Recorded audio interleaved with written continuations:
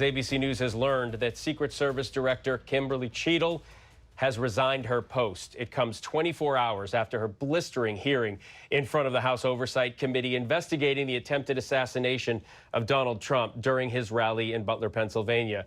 During that contentious hearing, lawmakers from both parties called on her to resign, signaling frustration with her refusal to directly answer questions, citing the ongoing investigation into the shooting.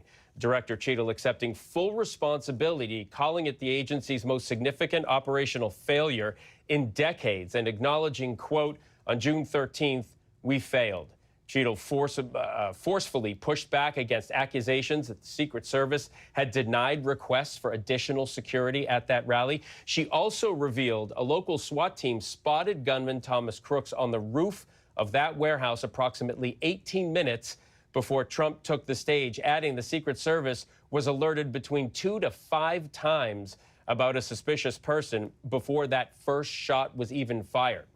Cheatle claiming word of a possible threat was never given to the Secret Service. If it had, Donald Trump's security would not have allowed him to take the stage. Cheatle saying Crooks wasn't considered a threat until seconds, just seconds before that shooting. Let's get right to ABC Chief Justice Correspondent Pierre Thomas.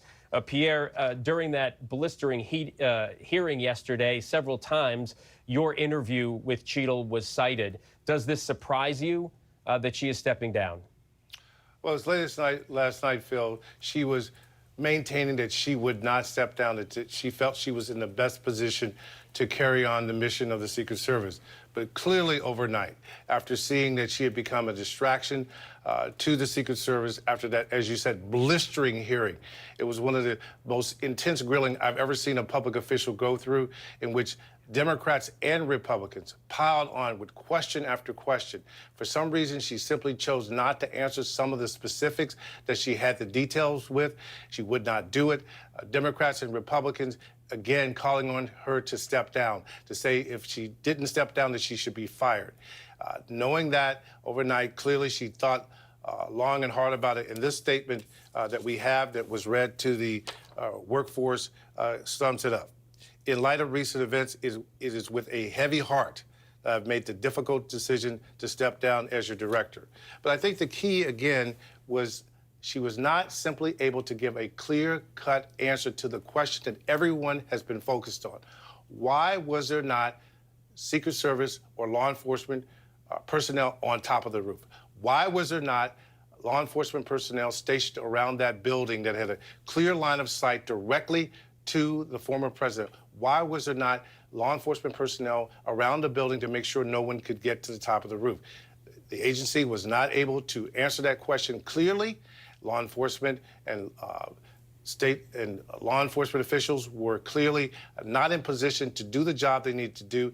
And, Phil, I think the key thing is she talked about the notion that there were operational plans discussed, but she would not identify the people at the Secret Service who were responsible for putting that plan in place.